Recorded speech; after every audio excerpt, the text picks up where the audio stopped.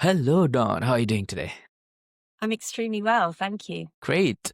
So before we start, Don, do you have a favorite quote, something that motivates you, inspires you, you would like to share with our audience? Um, I do, and this is something that many years ago, early in my career, I remember being pulled into my one of my boss's office, and as I sat there, and I can't even remember what I was being asked to do. I clearly wasn't paying attention because what I saw behind him was a postcard, and that postcard said, "What would you do if you knew you couldn't fail?" And that was the moment that I knew I actually had to leave the business I was working in and set up my own agency. Hmm. That is quite interesting. That's one of the things which I've experienced myself. We were sitting in a classroom, and one of our professors was saying, "What a student asked, sir, I don't have any passion. I don't know what to do with my life." And that is exactly what the professor said. What would you do if you know if you can't fail, or if you have everything, unlimited money, capital, time? What you want to do? And that's how we figured it out. So I totally understand how deep this question could go when, put in front of you. Great. So Don, imagine this then. We are in a room full of ambitious founders and early stage builders, right?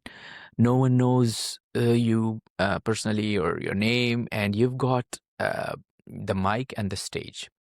You've got few minutes to introduce, not with your title or where you work, but with stories that explains the people in the room why they should trust and hear you for the next 1 hour.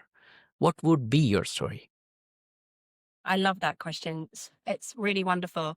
My response would be several things. Firstly, that you won't have ever spoken to somebody who is able to command a room and speak about the $12 trillion experience economy as I am about to do. Someone who knows about storytelling, knows about culture, and knows about relevance when it comes to finding ways to sell things. I would say to the room that I have experience of building and walking away from multiple businesses and how that has impacted my own career progression and my ambition, and how along the way I have found my purpose. And I would lastly tell them that I have superpowers that they also have standing in front of me today that they perhaps don't realize, but that which we can all unlock. Indeed, indeed. And knowing when to stop or when to quit is one of the superpowers, because if you understand where you can add more value, or if you understand which space on this earth will, you know, make you the best possible person to be in that space, time, and location, so that you can add the maximum value um, n- yeah, at that particular point of time, that is already a winning situation for the individual being in that situation. So Don, let me ask you this then. How Okay, was quitting something you planned strategically after looking at that uh, card, or was it more of an emotional decision? And the reason I'm asking you this is because a lot of founders who are listening to the show, um, most of them, and specifically from the stats which we have gathered, we have found out that 28% of people who are working in their 9 to 5 jobs right now, they're trying really, really hard to get into founder space. And the reason they're trying to do that is because they do not like or do not love what they're doing right now. They have a different mindset, they have a different goal in their life. What's what was is like for you when you made that decision to? So when I quit I'm going to call it my 9 to 5, my safe job, Mhm, that mhm, was incredibly hard because I come from a very traditional culture with a family that, I was brought up understanding that working 9 to 5 in a job is what you did. I was paid very well. I was valued. I had very obvious career progression set out before me. I had no reason to not want to go. And also in an industry that I loved, right? So I had no reason to say, I need to change. But I had, for many, many years, also had a desire to work for myself in some way. And my first experience of quitting was emotional.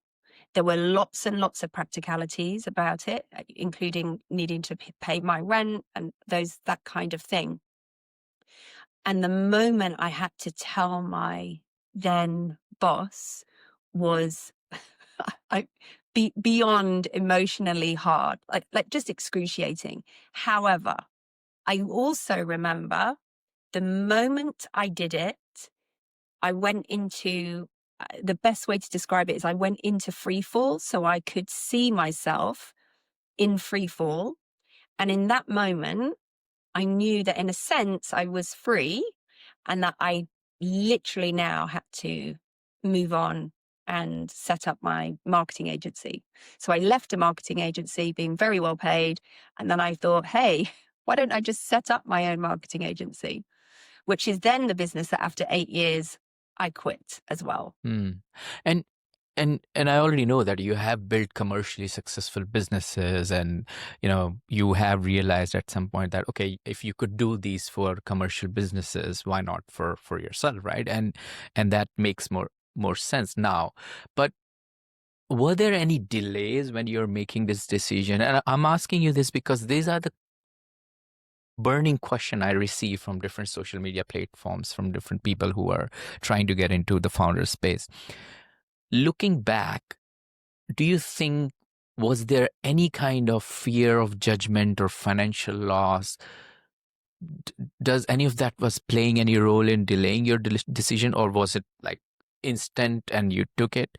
And then what signs do you now recognize that others might ignore when it's time to move on? It's great. So yes, immense pressure. So both when I left my safe job and then when I decided to move on from building my commercially successful marketing agency, in different pressures, but both pressures easily described as quite traditional and obvious pressures. So the pressure of family, sometimes the societal pressure of, but you're doing really well. Why would you quit? Why would you X, Y, and Z? Why would you, make it harder for yourself? And I think that is very hard to have an answer to because you don't know. Like all you know is that you absolutely have to give it a shot. Which of course is an emotional response. And so when you're trying to respond to what is a very fair and logical question, and you give an emotional response, that can be met with some confusion. But I would say they were absolutely the pressures in both scenarios that I felt. What was the second part of your question just then? The second part was around, did did you think, looking back, there was any kind of signs, do you recognize now, that other people might ignore when it's time to move on? Mm. Um, yes. I mean, for me personally, I I grew up somewhere in my mind believing I would work for myself. I actually thought I was going to go off to the circus and be a dancer on the back of a horse going round. And I'd work for myself, but that's what I would do. And although that's not what I do, some could argue working in entertainment is sometimes like that. But the the feelings I have are that I carry are when I can't stop thinking about that thing.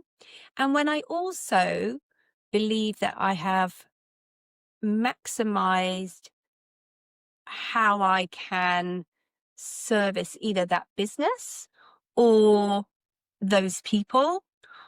Or the other thing that I know many of us uh, can find is a huge trigger is when actually you just get annoyed about everything in your job all day, every day.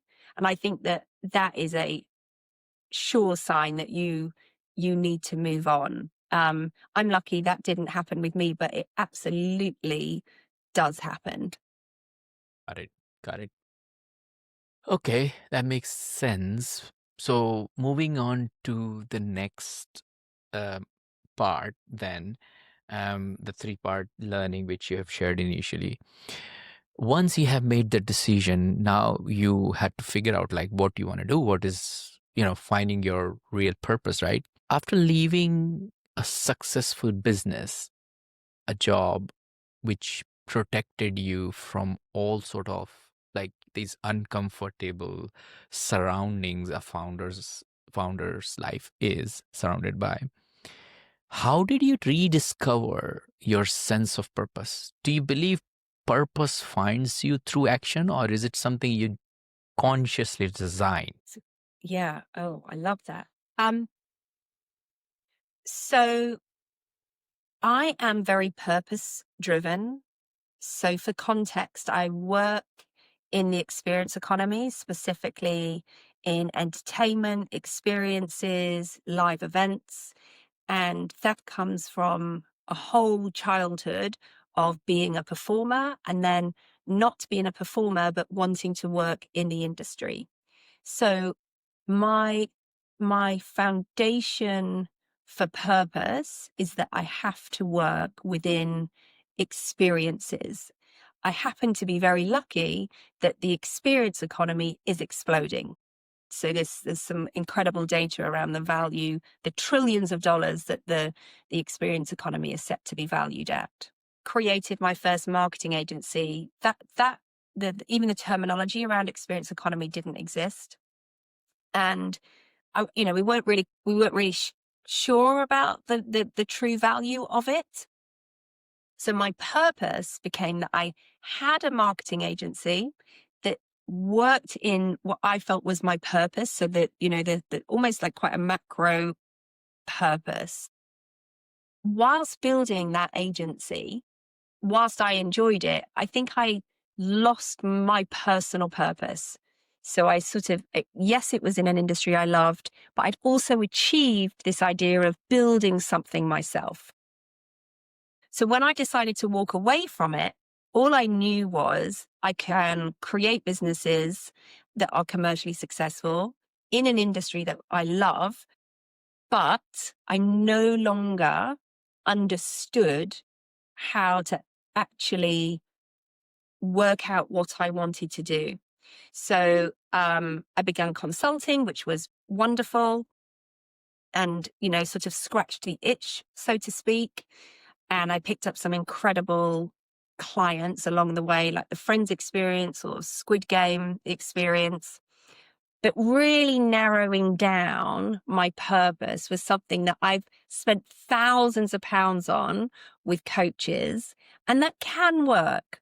But I have to tell you, for me, there was also the need for time.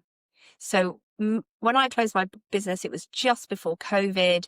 The idea of trying to really work out my purpose in a period of time when the whole experience had been closed was naive. And actually, I really struggled with that. Like I had anxiety around the fact that I didn't know what I wanted to do. That was really hard. But as the industry came back to life, actually what happened was it came back as a very different jigsaw to when we left it pre-COVID. And when that jigsaw began to settle, I could actually see the gaps, and then I was able to overlay my passions and what I'm really good at with those gaps in that jigsaw, which ultimately meant that I'm able to be really clear about my purpose in my new business. Interesting. And but you understand yourself very well, and you have gone through all these experiences. What recommendation do you have for people who, let's say, for example, freshly graduated from universities, or they haven't got any experience or any any work experience or any other kind of skills commercially used? What would what should how should they proceed to understand or find their purpose in life? Or what practical steps can someone take today to realign their past, their work, and their deeper values to find the purpose? I think I think firstly that um, for some people, they will acknowledge that their purpose is to make X amount of pounds or dollars. And I say, go for it. Because if that's really if you genuinely believe that your purpose is only financially driven, knock yourself out. However, I actually believe there is a much bigger group of professionals and founders who believe that they want the opportunity to earn X amount of money, to exit, to, or just, create a very livable lifestyle for themselves. But, but they trust that that will come by at first defining this sense of purpose. And that's the bracket I would put myself in. I would say to early stage or anyone beginning to work on their business vision, or indeed, as you pointed out, a graduate or somebody new, I would say explore. And I don't mean explore as in, just go try everything. I actually mean maybe explore yourself and understand whether you enjoy reading, whether you enjoy culturally spending times at exhibitions, whether it's the theatre for you. But what I would say is there's something really interesting about momentum and creating momentum that helps us think and helps our brain unlock really great questions for ourselves. Those moments of time where like COVID, when I, was creating anxiety for myself because I couldn't answer this idea of what do I want to do? What do I want to do? It was because, we couldn't go anywhere. So that sense, I couldn't create a sense of motion. So for me, I used to be a dancer. Motion for me is probably being in a dance studio, or sometimes it's walking the dog. But there's quite a lot of science around that idea of motion and how it can help us ask questions. And when we really ask those questions, if we give ourselves honest answers, we can very slowly begin to define our purpose. I would also say you can't rush your purpose. So what can initially feel like, oh, I've got the eureka moment. This is the idea. You've got to be then prepared to work on it for 6 months, and it maybe not come to anything. And that's a process you go through when you're building a startup in terms of, seeking feedback, testimonials, test, learn. Just because you think it's a great idea doesn't mean it actually is. And that's slightly different. Interesting. So let's say you figured out what if you wanna quit what you're doing, and then you figured out your purpose. Let's say you reach to the third base of your life where you wanna do something about it. Now you understand yourself. You understand what purpose you want to fill. What are the next steps in a founder's life they have to take? So one of the questions we receive quite a lot is, there is nothing which is not built in the founder's world. If you go into a new product category, for example, if you want to manufacture a gadget, somebody has already did it. If you want to manufacture a car, somebody has already did it. If you want to manufacture a mic, which we are using, somebody already have did it. So it's very difficult to figure out what to build, what to create, where to create the value so that they can sell it and then, convert it into a business. And understanding purpose is one thing, but creating a business is different. How do you fill this bridge? How do you map things out when you understand one side of it and you have no clue what is standing other side of this bridge? Yes. I think the first point is in answer, because it's very interesting that you make reference to everything is built. And of course, you're absolutely right. Um, but I also, because I operate generally in a sales and marketing world, I actually would counter that by saying that you as the founder are unique.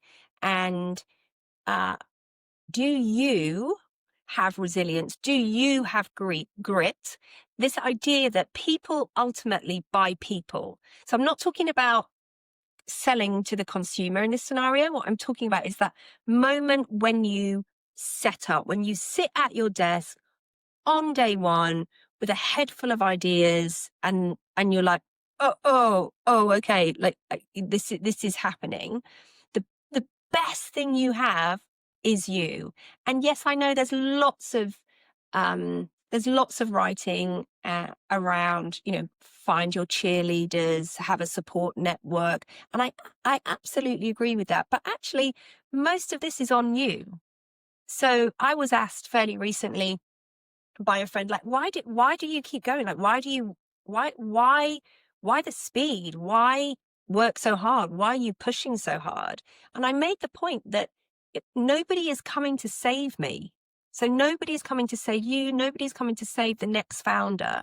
So if you genuinely believe in the idea that you have, then you owe it to yourself to take action. And don't be surprised if it's hard, because it really will be, because you have to be your own cheerleader. This isn't about anybody else standing at the sidelines going, oh, you're brilliant, go, go, because they might not. They might come along much later on and go, oh, I always believed in you. And you'd be thinking, I wish you'd have said that at the beginning. But people don't. So you be you, people by people, make that your absolute core. Um, and yeah, I think I would start there. And remember, unless you take action, like, nobody's coming to save you. Mm. Yeah, that is so true, and you just have to figure it out by going on to the bridge, Either the bridge could break and you just fell into the river and flow with it, or the bridge is solid and you can cross it, and maybe you can build a bridge for other people and, help them out. Yeah, that's fairly fair enough. How do you how do you balance the persistence with self-care, especially in a culture that glorifies hustle? Because, in founders world, hustling is considered as something like a badge. So if you ask somebody if that person or team of people are founders and they're hustling through something, that is considered, you know that is glorified in a way that they're doing something which could change the world. How do you balance that persistence and the self-care? Because I've seen people in hackathon not going home, consistently working for 36 hours just to win the hackathon and potentially get a meeting with the investors. I've seen people traveling 10, 20 hours to the other part of the world to be just in front of some investors for like 30 seconds. And all that comes to with a cost, because ultimately, if you don't get the results what you're looking for or what you're working on, this is kind of like a learning. I don't want to call it like wasted, but again, you have to balance it at some point, right? You do. And you're talking to someone who left her honeymoon in Australia to travel back to present a pitch for a major theatre producer in the West End, a pitch that she was already told it was unlikely her agency would win because of who she was up against, but they were very keen to meet with her. And I came home 48 hours from my honeymoon and flew back again. So I think the question, and I didn't win, but they had already told me I wouldn't win, but I couldn't let the opportunity go. However, and that is hustle, right? There's no doubt about it, right? That's an expensive hustle. Both expensive literally and expensive for a relationship. Um, but what I would say, and I work in an industry that not only rewards hustle for founders, but also rewards late nights. So working in experiences, you work your traditional 9 to 5, and then generally speaking, there's an event that you need to be seen at. What I would say about the hustle is that I know how much of a hustle or a gamble I am prepared to make, and that I don't believe in the short-term win. And I think that if you think that, one, I don't know, one meeting could change your life, but actually, it could all that there are also scenarios that says it was not worth that particular hustle. And that's down to the individual to absolutely decide. Work consistently hard 6 out of 7 days a week, consistently. Hmm. So I rarely take fancy holidays. I spend as much time with my family as I can. I'm as present as that for them as I can, and I'm as present and as consistent for growing my business as I can be. My reward for that is that every week I move forwards a little bit more. What I'm not expecting is that next week magic might happen and something huge will just change my life, because that's just whimsical, right? They're the things we see on social media, and you can start to feel quite jealous about, and you wonder, when is it my turn? But it's, you don't worry about that. Be consistent. Keep your head down and be consistent. And remember that through that consistency, there is also joy. Joy through your work, joy with your friendships, joy with your family, wherever you find that joy, but let it be joyful doing the work you're doing. Indeed, indeed, and there's nothing like overnight success, anyways. I mean, I can share my experience. I've been working in tech for like around 20 years now, and just a couple of months back, I was sitting with my girlfriend, and she said to me, like, Ash, we have a local grocery store called Tesco's in UK, right? And what we used to do is we always used to create these notes. There's an app on the iPhone called Notes where we share the groceries which we want to buy, right? And then it doesn't sync because she used to update it, and then I used to go to the Tesco's, bring it, and then she's like, "Oh, you forgot the coriander. Oh, you forgot the milk."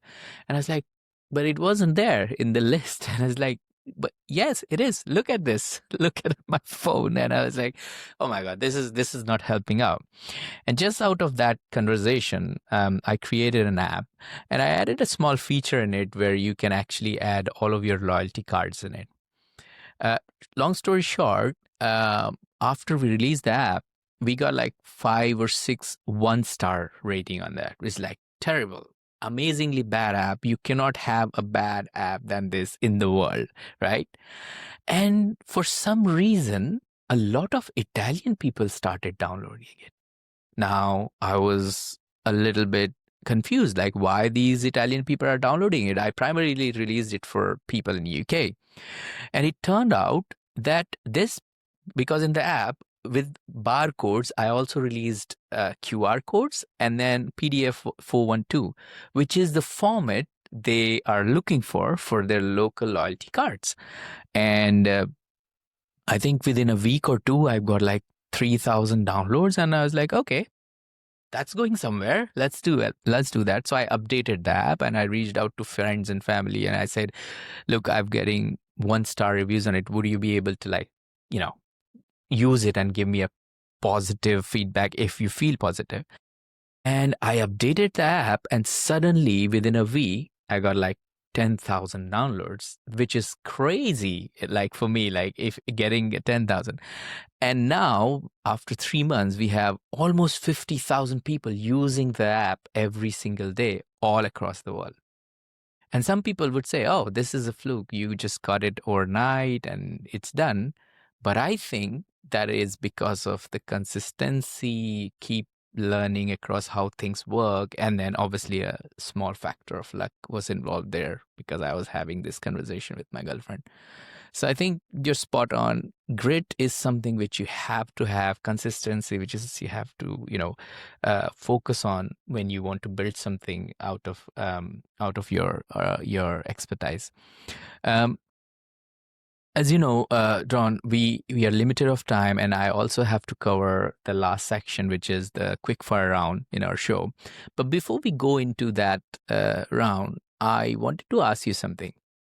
Throughout your journey and experience, there must have been valuable lessons learned. If you don't mind sharing, could you reflect on your experience and tell us about one mistake or a setback that you encountered along the way that you now consider not a regret, but a lessons learned? And additionally, what advice would you give our listeners based on this experience? I would share two things. One, people will not pay their invoices. So I have been left in my marketing agency. I was left with so much bad debt, so much bad debt. In an industry that's quite common, you set up a business to launch the project. It's project specific, and then if you can't pay the bills, zoop, project, it's gone, and you never recover the money. And for a business that's turning over a few million, for any business, it's a massive impact. And emotionally, it's horrendous because you're looking at having to cover that debt by losing staff members. Horrendous. So protect yourself as much as you can in that sense. Have great finances in place.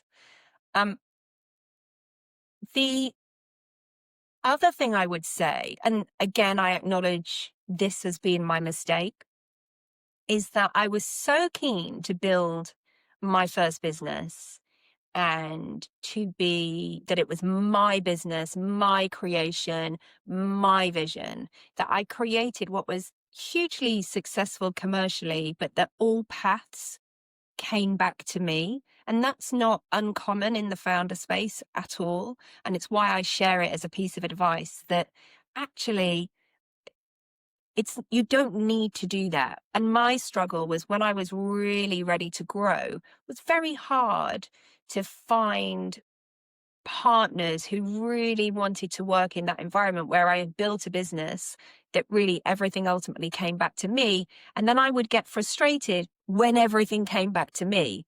So that would be a huge lesson. And it's certainly something that as I move forward with my new business, on-sale group, that I avoid. And so an on-sale group is all about community.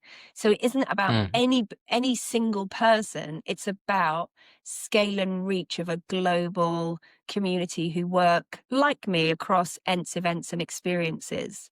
So that would be a tough lesson, two tough lessons that I've learned that I would pass on. Good one. Thank you for that. Yeah, and I couldn't agree more with you on building a community around your business because big businesses, trillion-dollar businesses, Nike, Tesla, they all have communities around their brand, and these are the loyal customers, loyal fans of your brand, which keeps coming back, and then potentially your whole kingdom is because of them. They have helped building the whole brand, getting together in the community. So definitely, community is one of the best thing to build around your brand. So Don, thank you so much for sharing these insightful information. We have got a quick fire round where I got 6 quick fire questions for you. At any moment you don't want to answer, just give me a skip and then we can move to the next one.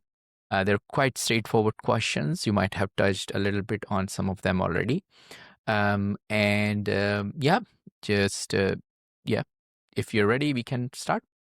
Hit me up. Go. Great stuff.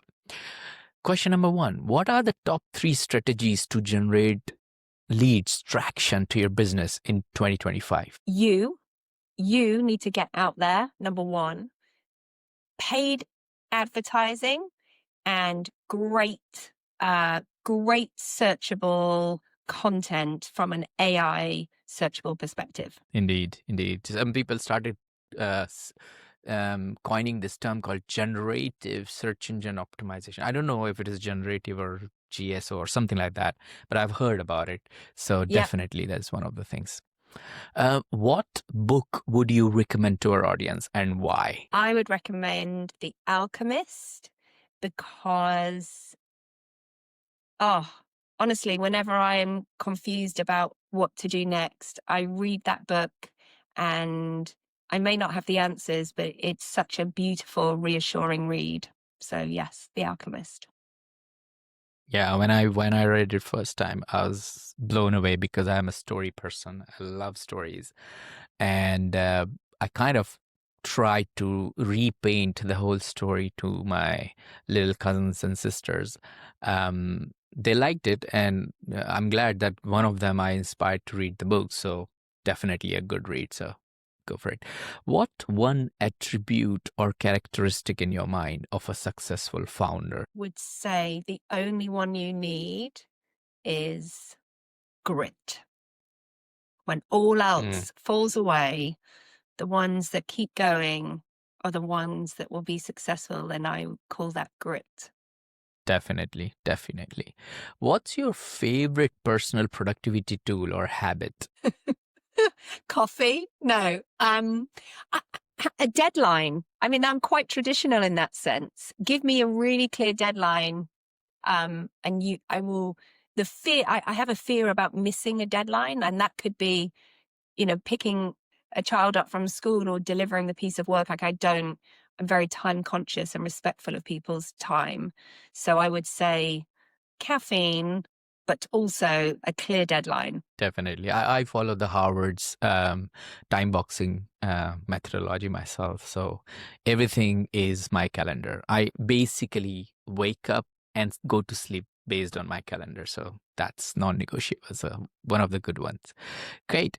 What's a new or crazy business idea you would love to pursue if you had time? Glorious question. This probably goes back to purpose and things that I'm passionate about. So I I would love to do something with animals. It would only hemorrhage money if I'm honest. That I've looked at it several times, and as soon as you start wanting to save animals and look after them, it's just like you just become a charity, and then you struggle to raise money. So something with animals, but I don't quite have the answer for what it is. Yeah, yeah. You love. I love dogs. So I think when I want to do something, I will do something around, taking care of them in a better way. Something around the lines. But yeah, good one. Last but not least, what's an interesting or fun fact about you that most people don't know? Oh, well, I would say that I spent my early 20s training to be a professional dancer. That was all I wanted to Hmm. do from about the age of 4, as I've hinted at. And whilst I work in, a sort of a parallel industry, I suppose, to that now, I don't think you would expect that of me. But what I would say for any parents listening who have children who enjoy performing or dancing, music, singing, any of the above, encourage it, you not because you want them to perform, but actually because the foundations, the ability to hold a conversation, the ability to grow confidence, soft skills, the ability to present, to pitch in the future, all of that you will teach them at a really young age through all of these arts. And if you can teach that, they will have a beautiful and rosy future, and they'll be able to pitch to investors when they're in their 20s. Great stuff. Don, thank you so much for joining me and sharing your story, unpacking the years of building this business. If people want to get in touch with you or if they want to check it out, what's the best way to do that? So, if you are working in sales and marketing and communications globally in some way, head to www.onsale.live and you'll find out lots of things about the business.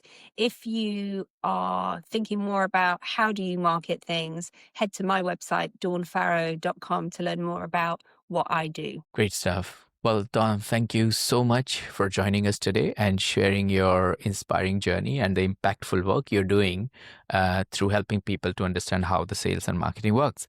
It's been an absolute pleasure having you on Founders Podcast. Thank you so much for having me.